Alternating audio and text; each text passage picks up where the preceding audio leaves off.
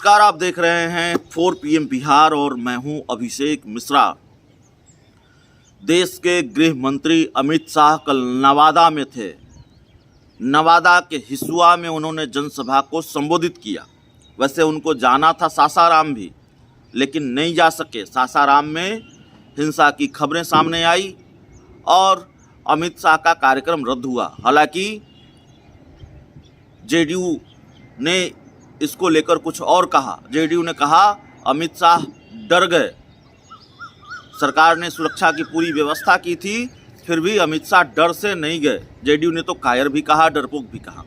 तो खैर मामला वो नहीं है। मामला यह है कि कल नवादा में अमित शाह ने जो ऐलान किया है, उस ऐलान की वजह से उनके ही सहयोगी दल रालोजपा के सुप्रीमो पशुपति पारस की नींद उड़ गई होगी।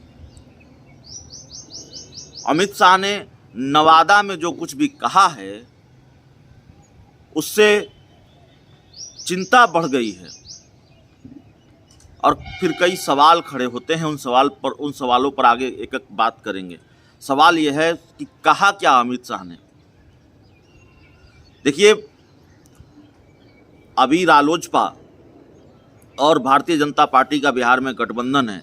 लाइन में चिराग पासवान भी हैं, लेकिन आधिकारिक तौर पर चिराग पासवान के साथ बीजेपी का गठबंधन नहीं हुआ है।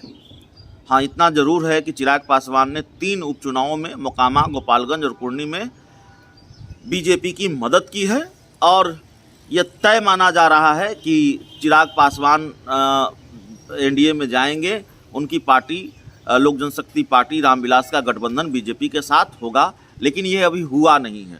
तो अभी जो चिराग पासवान के चाचा हैं पशुपति कुमार पारस, उनकी पार्टी है राष्ट्रीय लोक जनशक्ति पार्टी, उनका बीजेपी के साथ गठबंधन है और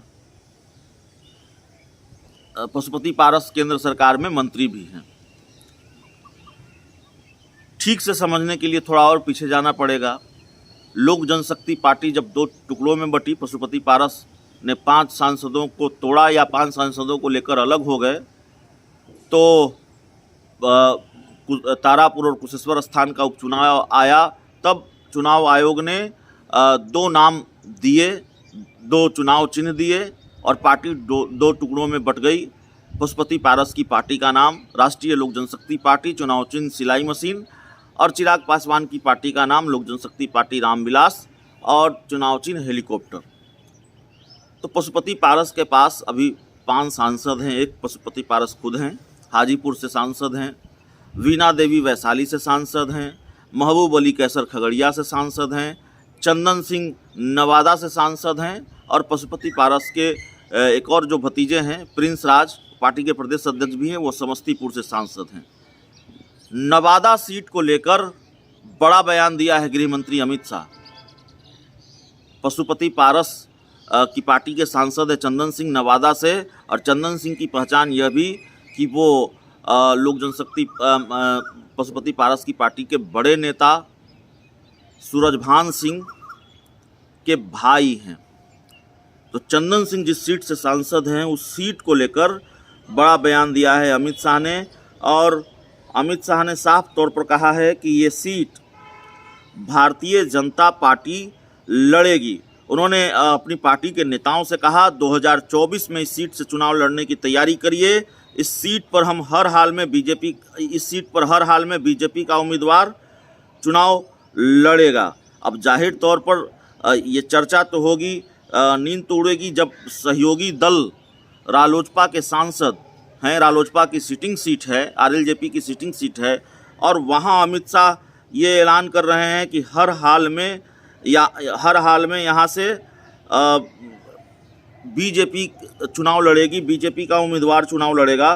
तो जाहिर तौर पर इस बात की चर्चा हो रही है और नींद उड़ी हुई है। तो ये बड़ी खबर है एक तरह से। गृह मंत्री अमित शाह नवादा जाते हैं, हिसुआ में जनसभा को संबोधित करते हैं और फिर वहाँ ये ऐलान कर देते हैं कि इस सीट पर, नवादा सीट पर भारतीय जनता पार्टी लड़ेगी। उन्होंने प्रदेश स्तर के नेताओं के साथ साथ नवादा के लगभग 100 भाजपा नेताओं के साथ 1 घंटे से भी ज़्यादा समय तक बैठक की।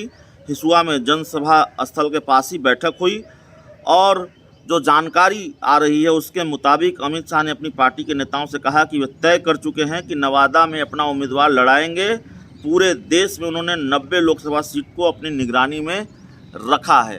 तो ये पूरा मामला है। अमित शाह नवादा से बीजेपी के उम्मीदवार को लड़ाएंगे, नवादा से बीजेपी का उम्मीदवार होगा। चंदन सिंह क्या बीजेपी के उम्मीदवार होंगे या चंदन सिंह के हाथों से ये सीट छिन जाएगी? दोनों बातें संभव हैं। और अगर बीजेपी के उम्मीदवार होंगे तो फिर सवाल यह भी कि क्या भारतीय जनता पार्टी अपने सहयोगियों को बीजेपी के सिंबल पर लड़ाना चाहती है? यह भी बड़ा सवाल है। इस चर्चा में इतना ही, इस रिपोर्ट में इतना ही। बहुत बहुत धन्यवाद।